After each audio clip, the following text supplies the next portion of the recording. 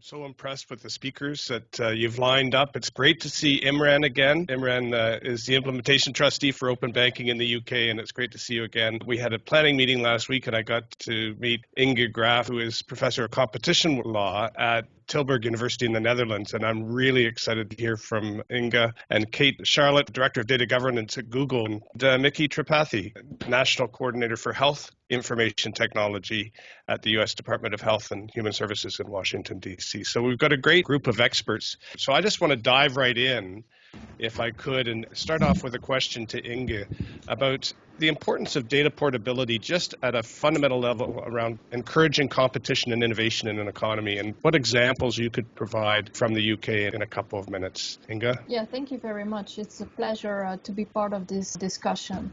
And indeed, data portability is a concept that I've been following. It started with the introduction of the right to data portability in the General Data Protection Regulation in 2016, and that regulation has applied in the EU since 2012. So we have indeed in the EU some experience in applying and also enforcing this right to data portability. And at the time it was adopted, it was really a more novel concept, where the idea really was to empower individuals to give more control over how their data is being used, and also prevent against lock-in. So the idea would be that by enabling users to switch, this would give them more control, and of course, as a sort of side effect, this could also enable competition and innovation in a more and more data-driven economy. And I think it's important to realize that portability cannot stimulate competition between direct competitors. So that was the original idea, was mainly focused on social networks, where you would want to port your social network profile to a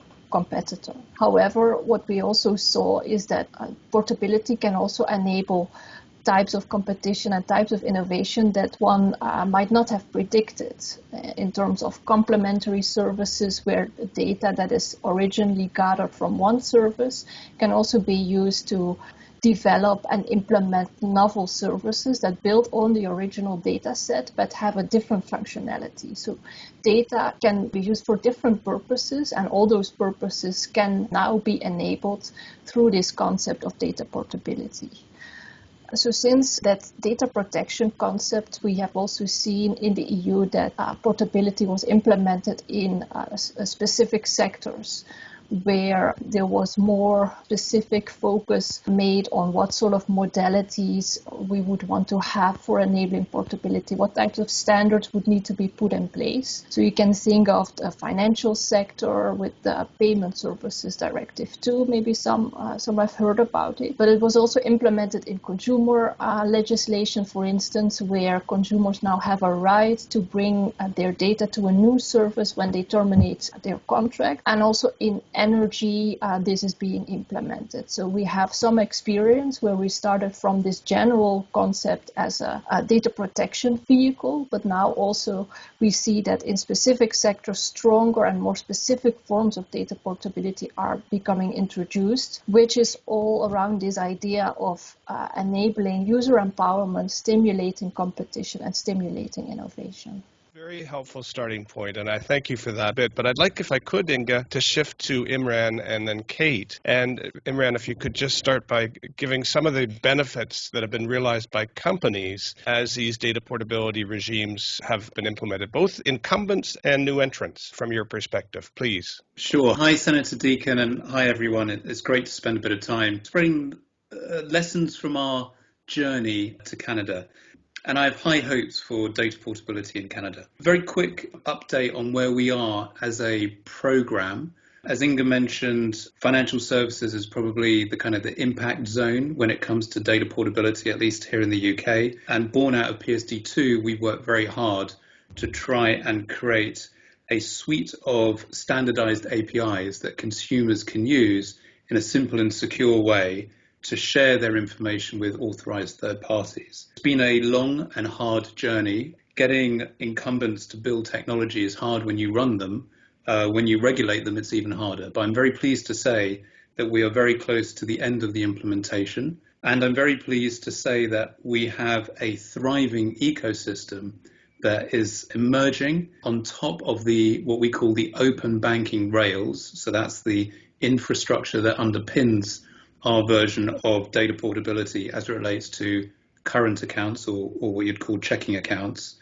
I'm very pleased to say that we've got over 700 innovative third parties, some small companies, some large companies, some fintechs, some otherwise, who are building applications that use the information that consumers and small businesses are sharing using the open banking rails.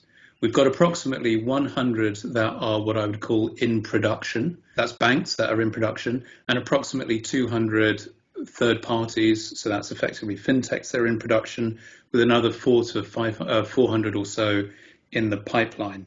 And open banking only really works because of the ecosystem. I will say just a couple more words about the companies, but just to give you an indication of where we are in terms of adoption, it's the third pillar. So first of all, you've got to build it, then you've got to get the ecosystem on it, and then the consumers come. So we're at the very early stages of that. We're at 3 million consumers at the moment that are using open banking actively on a monthly basis, and it's growing very, very quickly. In some counts, doubling every 6 months. But we'll see where we end up on that. In terms of the companies, and that was really your question, Senator Deacon, I think the primary beneficiaries are actually new innovative firms who are trying to bring value-add propositions to end consumers, and they're part of rebalancing the market from the large incumbents to the smaller players. Now, many of them are not competing head-to-head with the banks. Many of them, as Inge pointed out, are coming from completely different areas and using the information in innovative ways, unlocking the value of it on behalf of consumers in ways that banks could never have thought. And I'll give you just a couple of easy examples. One is helping people keep emissions diaries. Another one is helping people with debt advice, others in the charity sector.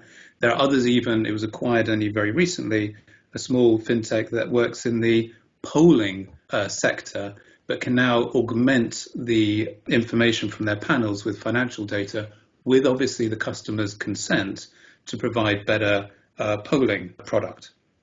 In terms of the banks themselves, the incumbents, they have been reluctant parties to this, but I think that they are finding that whilst they can in some way act like fintechs themselves and thereby create additional competition between them, most of them are finding actually that this is not a big change to their existing business or their existing P&L.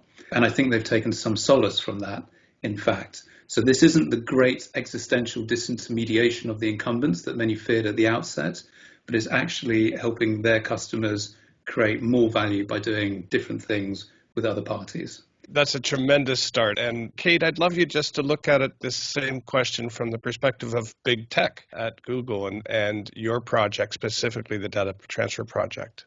Sure, and thanks Senator Deacon and the Strategy Council for pulling us together for a great conversation on this. From my perspective, Google's approach to data portability is pretty simple and focused. It gets to what Inge was talking about earlier about really focusing on the consumer. And so from our perspective, the user comes first. And that focus was a key driver in Google becoming a leader in data portability over a decade ago, and it continuing in that today. And when you go back to those origins a decade ago, our portability program was originally inspired by a comment from our then CEO, and it continues to drive the culture of the program today. He had stressed that we didn't want people to use our products just because they can't get their data out to switch to a competing service. So for us, the benefits of offering data portability, I would say, are threefold. So one is user trust and confidence. User trust is paramount to our mission as Google, and we're always working to earn and maintain it. And part of that is ensuring that our users have control over their data. They can trust that Google will provide them data when they request it. There's also a transparency benefit.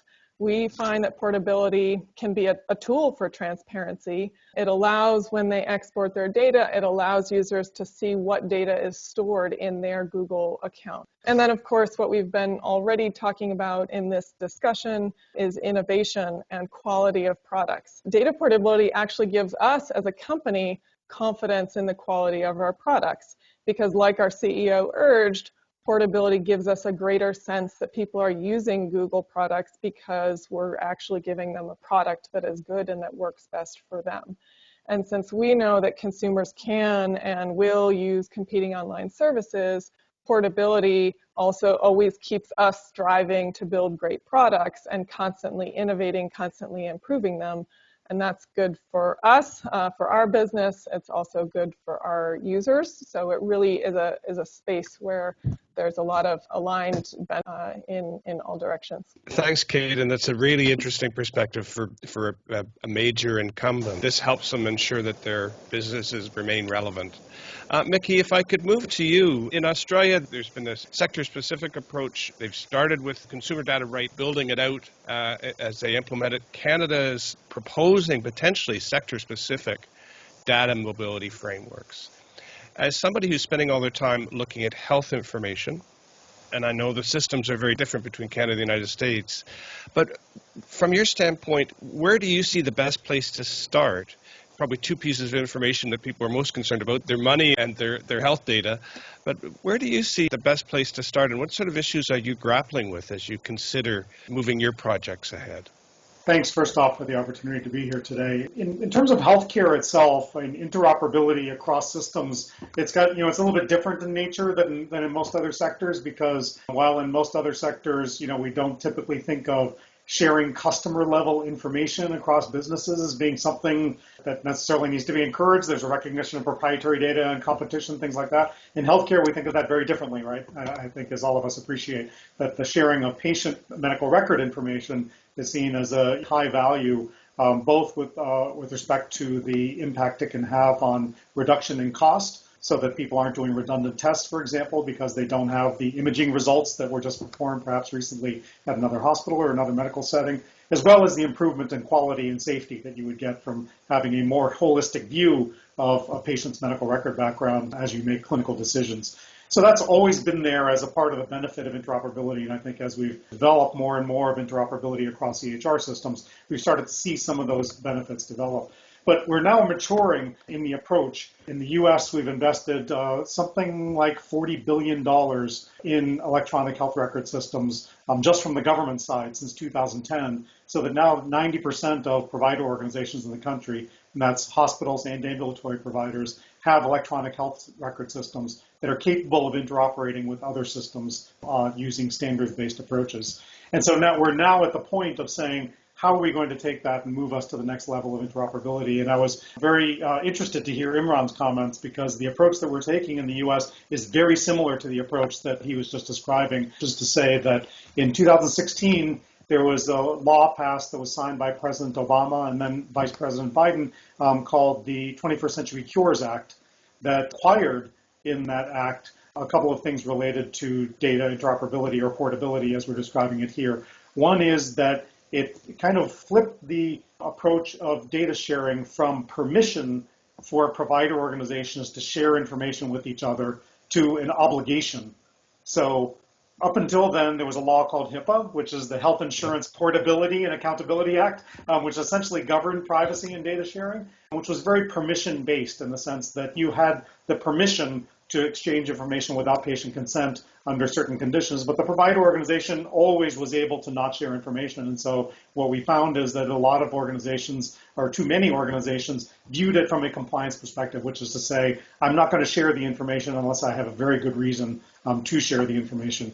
21st Century Cures completely flipped that and said you have an obligation to share it unless it meets one of a set of exceptions. So my office, the National Coordinator's Office, just promulgated regulations that went into effect April 5th. So that law has now gone into place, and it defines a set of exceptions that would be legitimate exceptions that a provider organization could use for not sharing information with their peers or with other authorized stakeholders. But it really does flip that equation. The other thing that's very similar to what Imran described is that the 21st Century Cures Act and the succeeding regulations that we just promulgated require a set of standardized APIs that are required to be made available for other provider organizations as well as for patients to be able to access information via these standards-based APIs. It's RESTful APIs with OAuth 2 security layer, and those allow a patient, for example, to be able to access their information via those standardized APIs using any app of their choosing. So that could be an app that's provided by the provider, or it could be a third-party app, as Imran was describing for the open banking. And we expect, we're just at the beginning of that now, but we expect that just as the benefits that Imran was describing, that we'll hopefully start to see that among patients as well, so that they're able to take that information and start to have novel uses of it that are outside of what a provider organization might typically provide. So as they start to combine that data with data from wearables, for example, or other data that they can make available, and then have digital therapeutics and other kinds of innovative developers come in and be able to have better use of the data or more focused or targeted use of the data for an individual's use with the user experience that they themselves have chosen. If I could, Inge, the benefit of having an approach that allows us to move across sectors very quickly, I think the benefits get unlocked. Once you start down the road, you can start to unlock some tremendous benefits. And what are the risks in legislation if your legislation limits the ability to move data across sectors? That's a good question indeed, because in the EU we have a bit of a mixed strategy, I would say, because we have this general approach since we have the right to data portability, at least for individuals included in the GDPR. And then apart from that, there are several sector-specific regimes that are more focused and more stronger in how they regulate data portability. The way I would see it is that I think in some of these sectors, and PSD2, the financial sector, is a good example. We now also see things happening in the energy sector where sector-specific regulation was introduced that still needs to be implemented. So I think in those sectors, because we have very targeted legislation, the form of portability will be more effective because the modalities are clear, the expectations are clear, the standards are also clearer. So there could be spillovers where you see that a standard developed for one particular sector might also spill over to other sectors, or making portability as a general concept stronger. So I think from what I have observed as an academic happening in Europe, I would say that this strategy is a good thing because on the one hand, you create very strong portability forms for specific sectors where there is most need for enabling these forms of empowerment, competition, and innovation. And on the other hand, you also have a general concept of data portability that can apply across the economy, where you can also still enable unexpected uses of portability. So I think this strategy is very helpful, but indeed, when you regulate for one specific sector only, you also have to be aware how that form of data portability can be used. So there were, for instance, concerns that in terms of the PSD2 with the financial sector, some of the big tech firms might take away a lot of the data from the banks, so that overall the concentration in the economy would increase. So I think as a legislator, you indeed have to be aware of the fact that sector-specific form of data portability might also have effects beyond the industry that you're regulating. So you could do that by making very clear what are the uses of data portability that you want to enable, or what are the beneficiaries of that form of portability. So there is always an interaction between sector-specific and general legislation.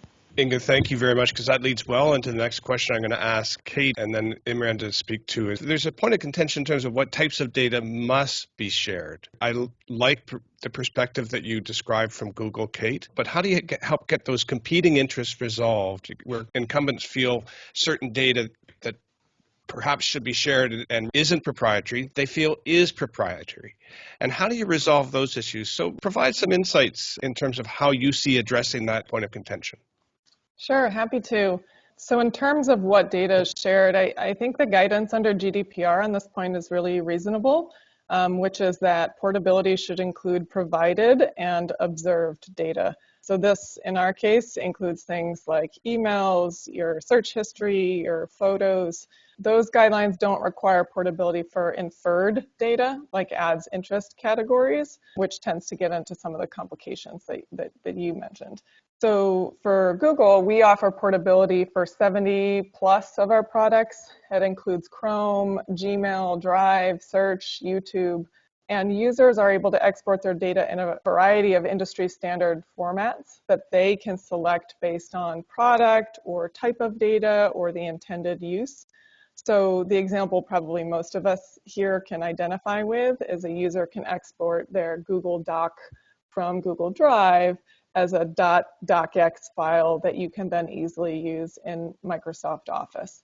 And as the number of products that we've brought into the program has increased over time, we've prioritized on a couple things, including the availability of data standards, what is user demand, again, going back to that principle of what is the user, what does the consumer want and need, and also technical feasibility.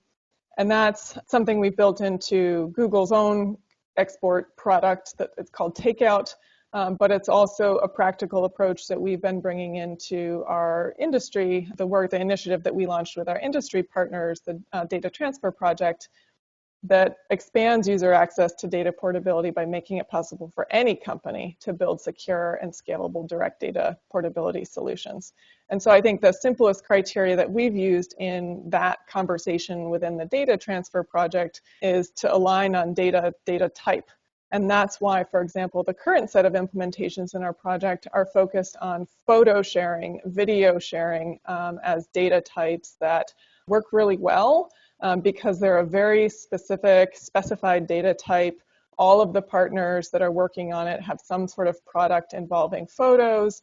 And so it provides a data type that we know that we can really kind of start from and launch from and do in a way that users want and need. And it's something that a lot of companies can get engaged on.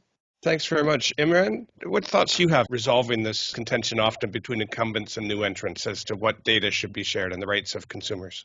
Yeah, I don't think that I've seen that much that causes a concern for, frankly, any of the stakeholders in the UK ecosystem.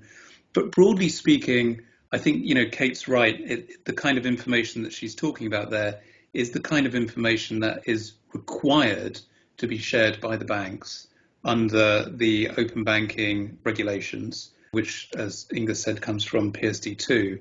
But the way that I tend to think about it is that banks hold a treasure trove of information. They're basically data companies. And the information that we can get them to share is the information that's been provided by the customer. But there's more information that they have that's really interesting. And you might call it value-added data. And it could be credit scores on people, could be algorithm-based information that they've cleaned, information that has real value to them as an enterprise. And I don't think that there should be a requirement that they share that information. In effect, what we are creating here is a mechanism by which premium APIs can actually sit on top of the regulatory APIs. The regulatory APIs have to be provided by the banks to any authorized entity that frankly comes knocking on their door when one of their customers says we would like to share that information with the authorized entity. But by creating a space for a premium API, what we're enabling the banks to do is to share the information that they have invested in themselves, again with the customer consent, but actually do it under contract and get paid by the receiving party for it. And where we're seeing real interest in that particular area is around the topic of digital identity, which of course is potentially a huge new revenue opportunity for the banks and a real value for end consumers. I think one of the things that we're very cognizant of here in the UK is that we absolutely want everything to be underpinned by standards. And that's something that PSD2 does not require, but it's something that we in our interpretation of PSD2 have insisted upon. And what that means is that the APIs are frankly interoperable, and it makes for a far more level playing field. And it really does make sense in situations where, of course, we have incumbents in the financial services sector, but it's a lot more fragmented than big tech. And whilst I applaud a lot of what Kate is doing, Google, when it writes an API, creates its own standard, if you like. But over in Europe, if every single bank wrote their own API standard, you'd end up with a spaghetti junction that no one could navigate at all. So we have had to force our banks to use a particular standard. And I think this is where GDPR also falls down and is probably in need of a revamp, because much as we really do appreciate the principle of portability that GDPR introduced into the European vernacular, what we talk about now is mobility, data mobility, which is essentially portability in real time, ongoing, and interoperable as well. And when you put those components together, then you've got something that industry and consumers can actually use.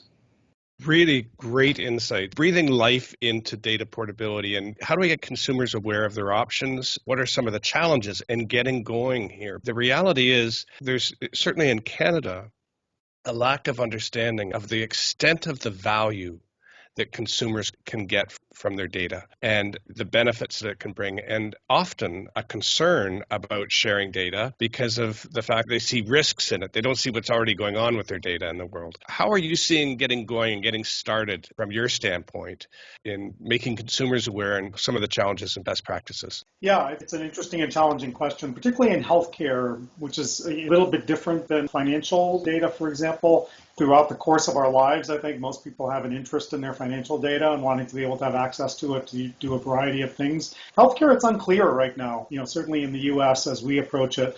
We've taken the approach that patients, as instantiated in law, which is HIPAA, patients have a right of access to their medical record data. They actually don't own that data in the US, but they have a right of access to all of it. And so we've taken the approach that we should be providing that easy access, that standards-based access as much as possible, and then leaving open whatever the market does and whatever consumer demand is going to be. And so right now, I think the hope and expectation is that demand will probably be light, but that with the development of an ecosystem, apps of other kinds of, sort of novel approaches, that those can start to drive, greater consumer interest in being able to get access to their data. Again, we're going to have a lot of heterogeneity. There are some people who don't want to be directly in control of their healthcare in that way. They don't want their medical records. They just want to make sure that their providers are sharing the medical records, whereas others may want direct control over that. So I think that that's, still a little bit of an open question. But we've also taken the approach of just building a little bit of what Imran said, of not having standards be the gate toward making data available, because in my office promulgates standards. We believe very strongly in standards, and what we've done is taken a little bit of a two-tier approach, which is to say there is a core set of data that we call the US CDI, the US Core Data for Interoperability, which are standardized according to global standards developed by standard development organizations, and that we require and certify EHR systems to support. And that's something like 23, 24 basic data elements that they're required to share, and every year we add a couple of more as the open industry standards process works its way through standardizing more information.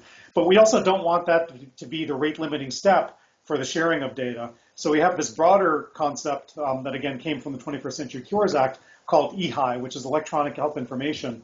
And after 18 months from April 5th, so April 5th was the start of the rule going into effect.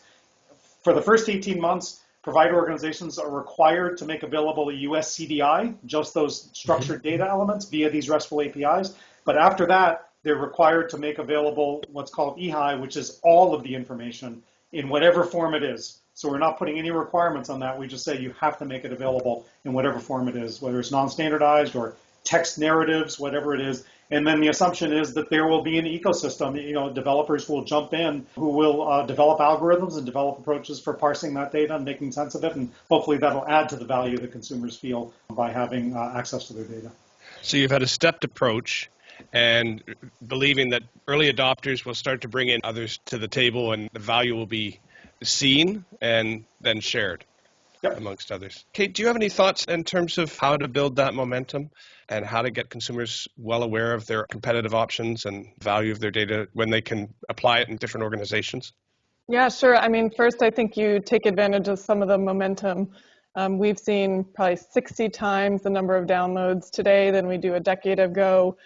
Users have exported an exabyte of data from Google products, 2.25 million exports per month. So there's a lot of interest in this, but you need to make it easy for them. It needs to be something they can find. For us, putting that front and center in the Google dashboard, it needs to be something that's meaningful to them. So content that they have control over, that they have produced even, and you'll find that consumers really get engaged when it's something that is important to them.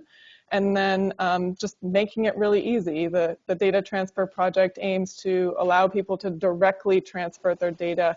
They don't have to download it and then upload it and use all the bandwidth and sometimes expensive kind of processing that takes. It can happen quickly and easily.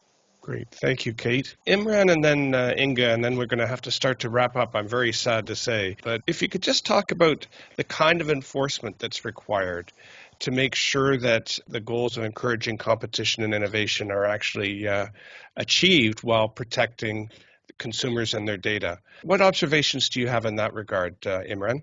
Yeah, I'll be brief. I think it really comes in two elements. One is getting all this stuff implemented, and then the other is making sure it all works properly and consumer interests are safeguarded.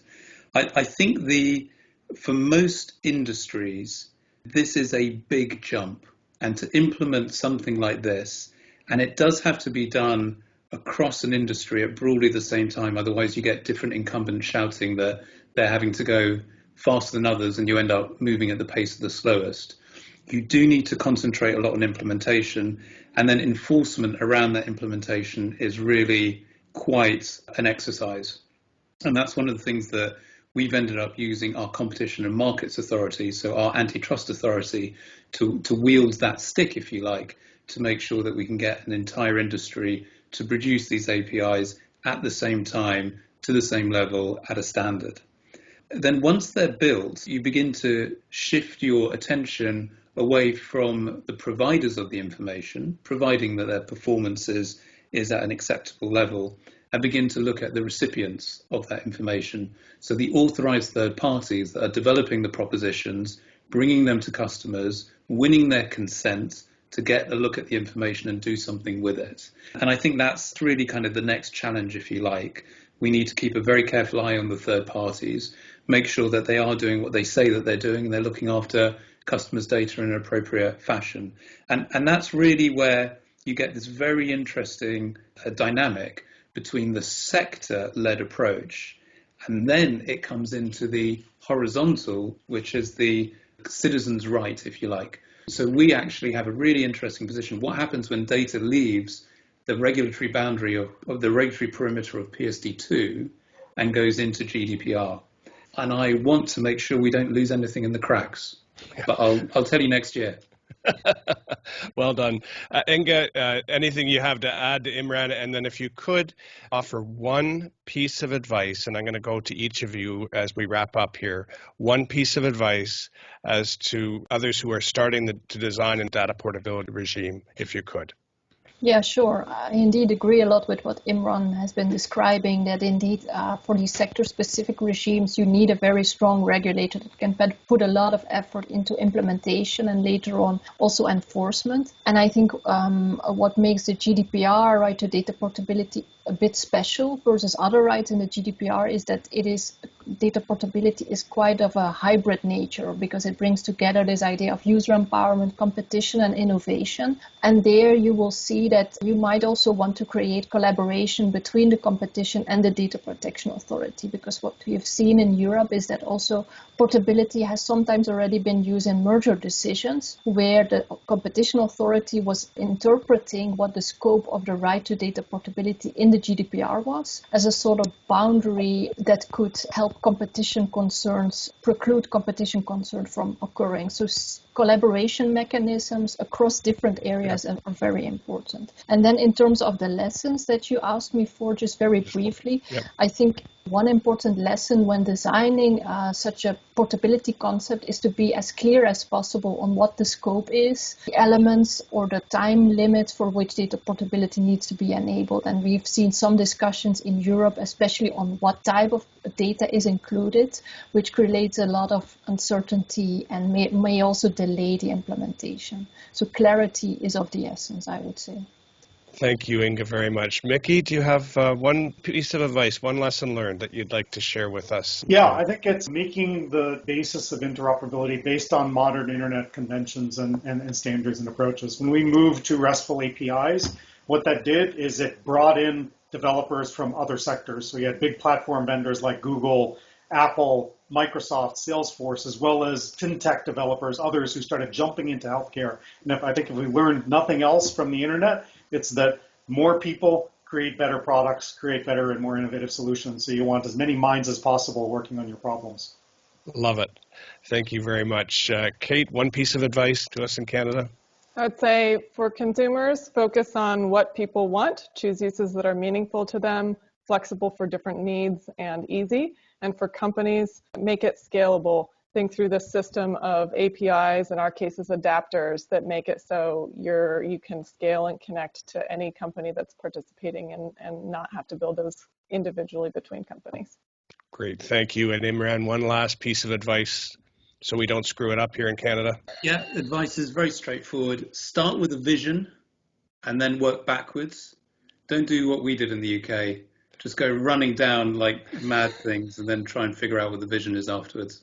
I just want to thank each of you so much, and Keith, for the opportunity to be here. I think we've all come clearly to the point where none of us can imagine a world where we don't have data portability, but sadly, so far in Canada, we don't have the legislative framework to support it, but there is a will, and there's a great work of the CIOSC to help make sure that it does come to be in a great way. Thank you to each of our speakers today. I thoroughly enjoyed being here.